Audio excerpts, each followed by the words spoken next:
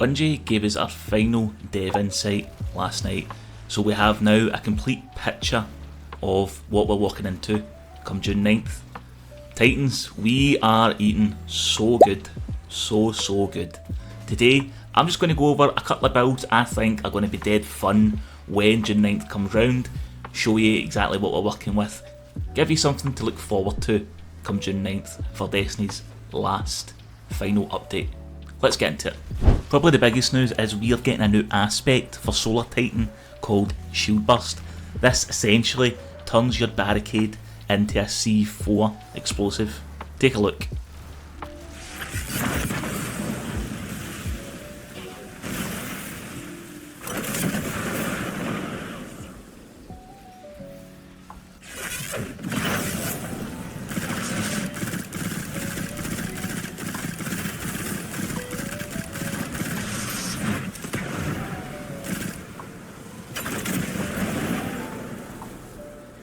Towering barricades will slide forward across the ground before stopping, giving you movable cover, and then you'll need to press your class ability again to detonate it into that explosion.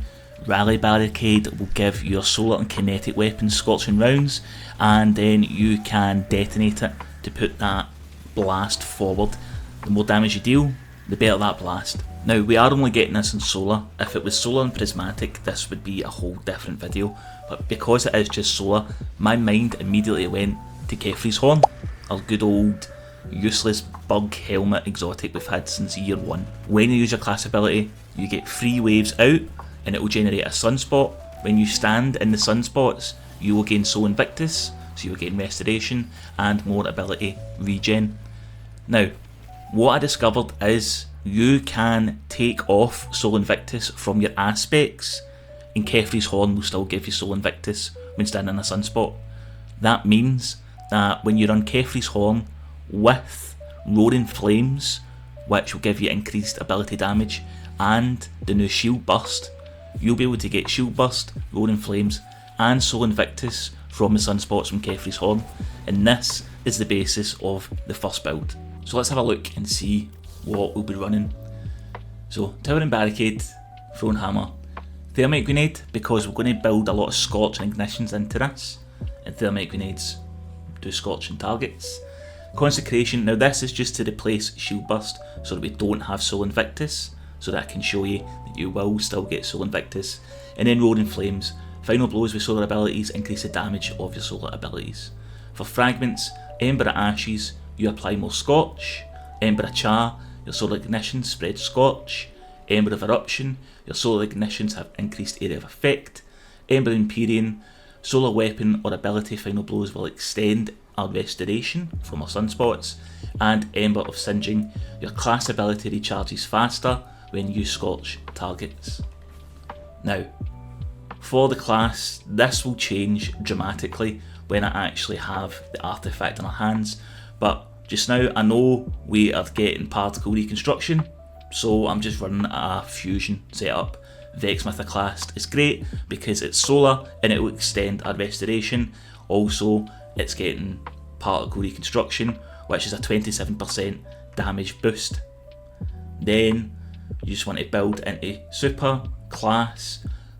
Bungie did confirm that the higher your class stat, the more damage this is going to do, so build into class and weapons and you'll be good to go. But that is essentially it. And just to show I'm not full of rubbish, so no Soul Invictus,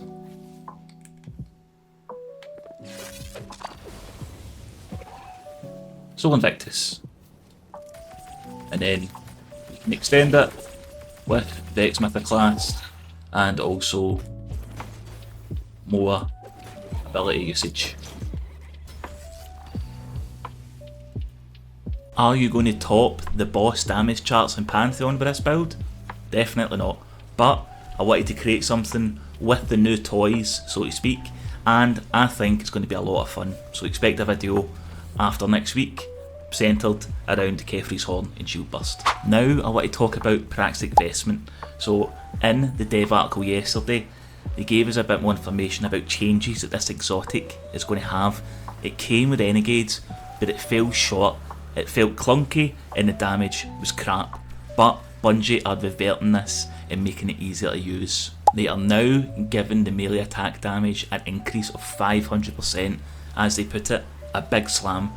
They're increasing the jetpack fuel gain per weapon kill to 20%, and they're increasing the fuel generated by a powered melee kill by 50%. And they've updated the exotic perk to recognise knockout kills as a powered melee kill, which is great, and they've improved the flight experience as well. So at 200 melee stat, one bump of the attack will do 344 damage to Carol. Now, if we were to increase this number by 500%, that would give us a total of 1,720 damage. This is roughly the same as an adaptive rocket launcher shot. So with the rework, we will be able to have an adaptive rocket launcher as a melee, and we'll be able to use knockout to generate a lot of fuel, and also it generates fuel on weapon kills. So we'll be able to do this all the time. So let's take a look at the build and see what we're working with.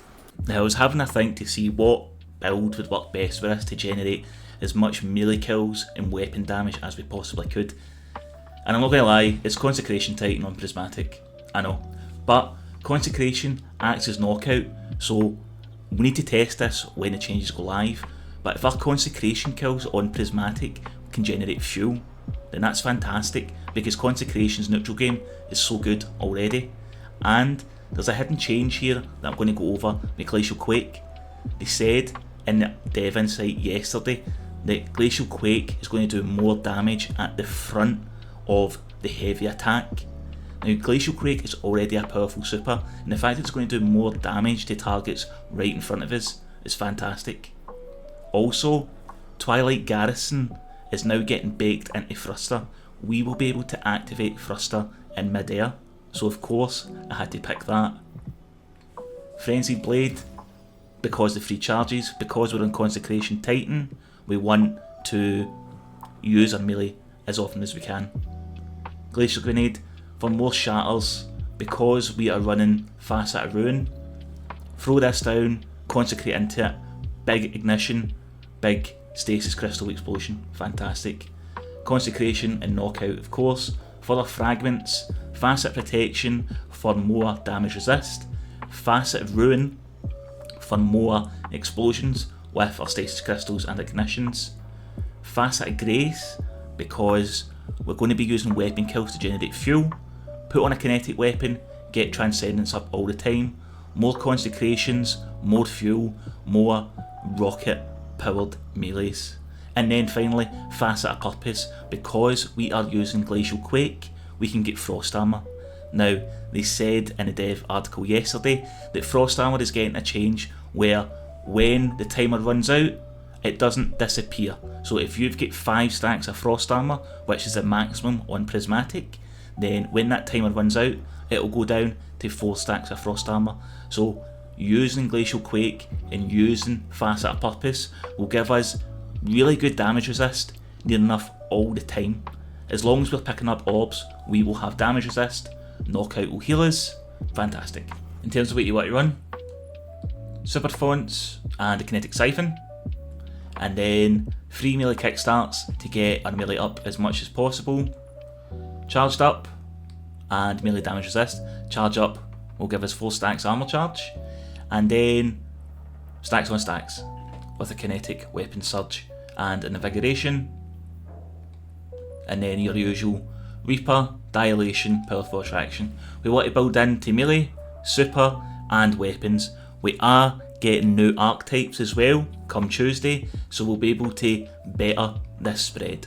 But don't worry about this just now.